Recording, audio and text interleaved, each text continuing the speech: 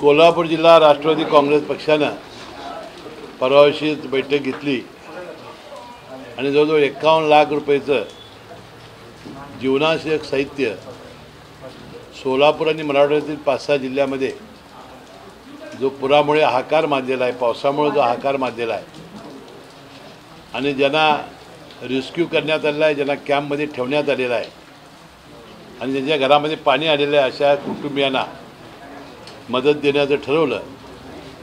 त्यासाठी आज काल दिवसभरामध्ये ते पॅकिंग करणं, ते साहित्य गोळा करणं, यासाठी आमच्या राष्ट्रवादी काँग्रेस पक्षाच्या 10 टीम कार्य करत होत्या आणि शेवटी हे सगळं साहित्य एका किटमध्ये तांदूळ 5 किलो, गव्हाचं पीठ 5 किलो, एशेल तेल, डाळ, साखर, चहापूड, पोहे, साबण, काड्यापिठी, मीठ इत्यादी, चटणी, गुळाचा 1 किलोची ढेप अशा आणि बिस्किटाचे पुडे अशा प्रकारचे एक किट तयार करून जवळजवळ आज 20,000 लोकांना जे साहित्य द्यायचं आहे त्याचे किट पाठवण्याचा आज राष्ट्रवादी काँग्रेस पक्ष प्रयत्न करतो आहे। आता कालपासून कोल्हापूरलाही आणि त्या ठिकाणी रेड अलर्ट आहे, तिथेही पाऊस पडतो आहे। आता या सगळ्या गाड्या जाऊन ज्या ठिकाणी गाड्या जातील त्या ठिकाणी आमचे कार्यकर्ते जाऊन ते देतील। अपेक्षा एवढीच आहे की प्रशासनाने आम्हाला सहकार्य करावं आणि ज्यांना खरोखरच याची गरज आहे त्या पूरग्रस्तांना ही मदत मिळावी यासाठी आपल्याला तिथल्या कार्यकर्त्यांनी आणि प्रशासनाने मदत करण्याची आवश्यकता आहे।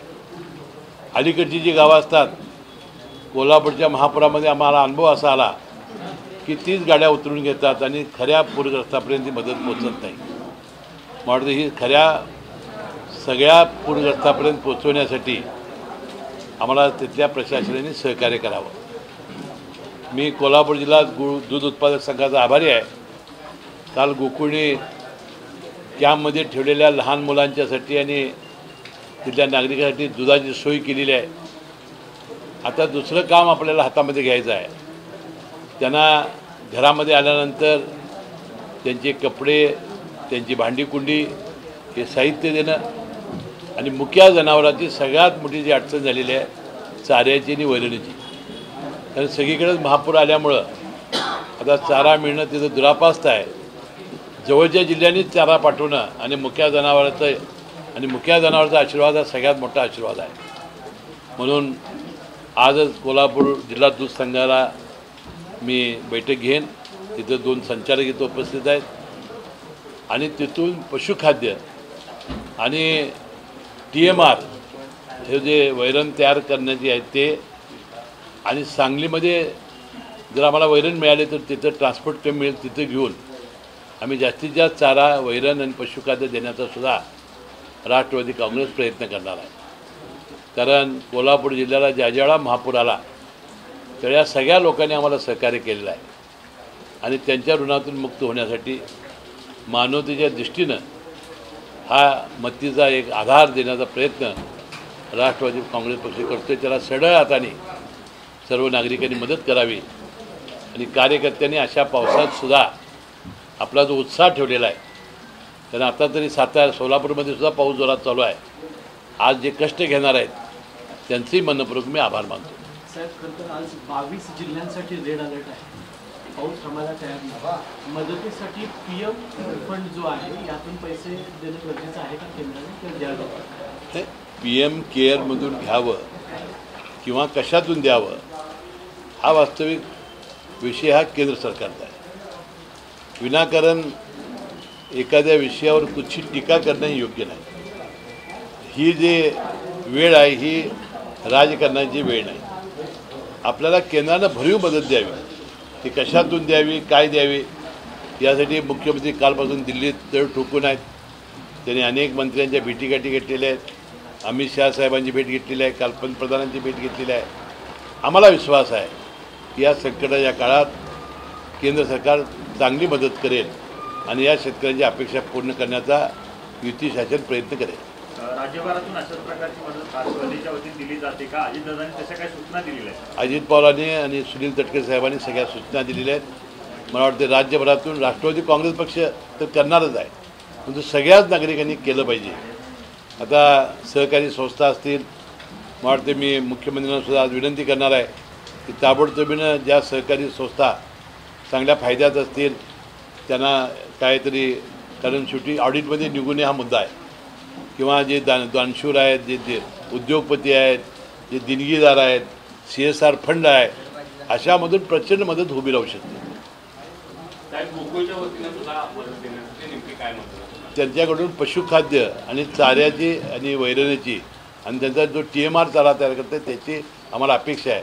मी आजच ती व्यवस्था आम्ही करतो आहे. हा विषय थोडासा वेगळा आहे. राज्यभरात महायुतीच्या वतीनं मेगा प्लॅन केला जातो की जिथं जिथं बंडखोरी टाळण्यासाठी किंवा लोक आउटगोईंग रोखण्यासाठी स्वतंत्र निवडणुका लढवायचा असा एक प्लॅन दिसतोय. कारण पुण्यामध्ये चाचपणी सुरू आहे की राष्ट्रवादी स्वतंत्र, तुम्ही सुद्धा कोल्हापुरात जर मैत्री झालीच नाही तर आम्ही स्वतंत्र लढू, अशा प्रकारची भूमिका आहे. कुठं राज्यभरात आउटगोईंग रोखण्यासाठी शरद पवारच्या उद्धव ठाकरेंना उमेदवार मिळू नये अशा प्रकारचं नियोजन केलं नाही. मला काही नियोजनाचं पत्र माझं माहिती नाही, म्हणजे आमचं एक ठरलेलं आहे की जिथं जमेल तिथं आपण युतीनं लढायचं, जिथं जमणार नाही आणि आम्ही जिथं शक्तिवान असतो तिथं वेगळं लढायचं. तिन्ही पक्षावर एकमेकावर टीका करायची नाही, तो झेंडा मात्र युतीचाच फडकवायचा हे ठरलेलं आहे. मदत सरकारकडून होत नाही, उद्धव ठाकरे म्हणतात की आपण आम्ही मोर्चा काढून सरकारला निघालो. आता उद्धव ठाकरे साहेब सुद्धा या राज्याचे मुख्यमंत्री होते. अशी एक दिवसात ताबडतोब 2 दिवसात पंचनामे पूर्ण होत नसतात. लगेच मदत, आता पिकाचं नुकसान झालं, आता पिकाचं नुकसान ते ताबडतोबीने काही शेतकऱ्याला मिळणारच नव्हतं. पीक आल्यानंतरच त्याचं नुकसान काय ठरणार होतं. तरीसुद्धा ड्रोननं पंचनामे करावेत, मोबाईलनं पंचनामे करावेत अशा सूचना दिल्या. शेवटी आकडा तरी कळला पाहिजे, नक्की किती नुकसान झालं हे ते कळलं पाहिजे.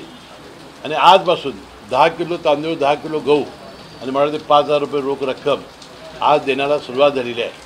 आणि मला सांगितलं 2 दिवस झाला महापूर येऊन. आधी रेस्क्यूमध्ये 2 दिवस लागले त्यांना माणसं काढायला, त्यानंतर पंचनामे, त्यानंतर ती कुटुंब कॅम्प करणं.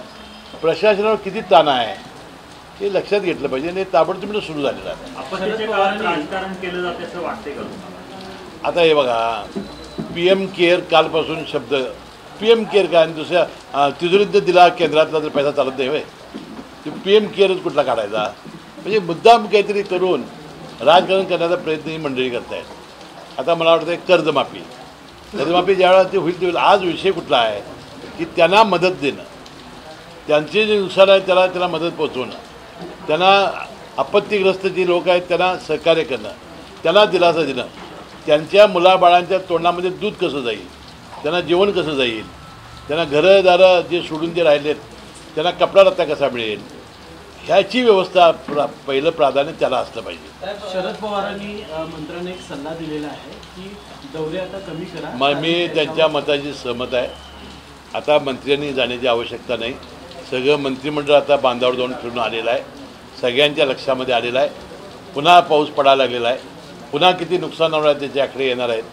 त्यामुळे मंत्री गेला की पोलिसाच्या 2 गाड्या, त्याच्यामागं पोलीस, त्याच्यामागं, कारण त्यात गेल्यानंतर लोक त्यांना घेराव घालतील, काय करतील, त्याचं संरक्षण, प्रशासन हे अडकण्यापेक्षा आता सगळ्यांच्या लक्षात आलेलं आहे. आता मदत करणं हे महत्त्वाचं भाग आहे. सगळ्यांनी खिशात हात घालायचा. आता छगन भुजबळ बीडमध्ये लवकरच ओबीसीचा मेळावा घेणार आहेत, मात्र या मेळाव्याच्या बॅनरवर लक्ष्मीचा फोटो नाही, त्यामुळं आणखी आता फक्त या ओबीसीच्या ह्याच्यामधून बाहेर पडण्याचा निर्णय घेतला.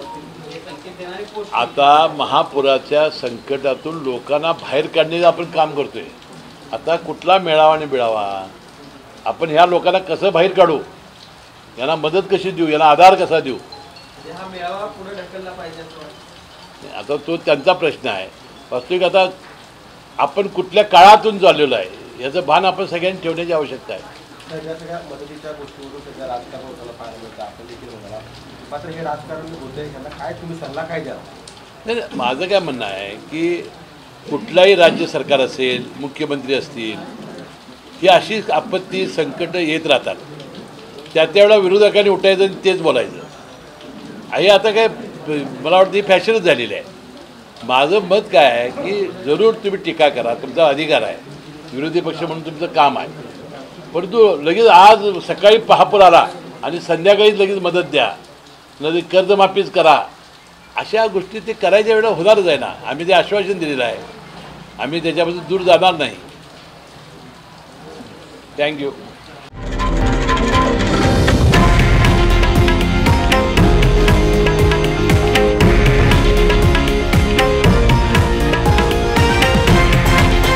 हे आहे देशातील नंबर 1 न्यूज नेटवर्क आणि आपण पाहत आहात TV9 मराठी, एकमेव.